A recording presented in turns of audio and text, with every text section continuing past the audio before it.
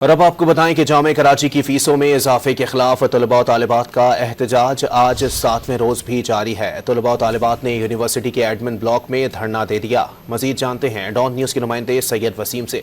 वसीम, कितना इजाफा किया गया है फीसिस में? जी वसीम।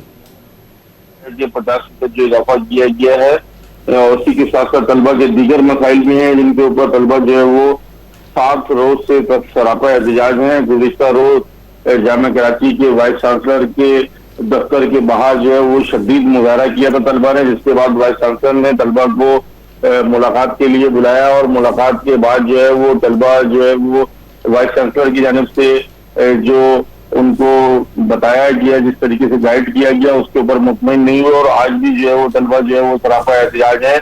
और इसको एडमिनिस्ट्रेशन ब्लॉक में तलबा की बड़ी तादाद जो है वो मौजूद है जो कि एहतजाज रिकॉर्ड करा रही है। तलबा ने मुतालबा किया है कि उन्हें किसी किस्म का जो है वो इंतहाई कदम उठाने पर मजबूर ना किया जाए और उनके जो मुतालबात हैं जिसमें फीसों में कमी और इसके साथ जो तलबा को सफरी सहूलियात की मुश्किलात हैं उसको खत्म करने के हवाले से तलबा जो है अपना एहतजाज रिकॉर्ड करा रहे हैं।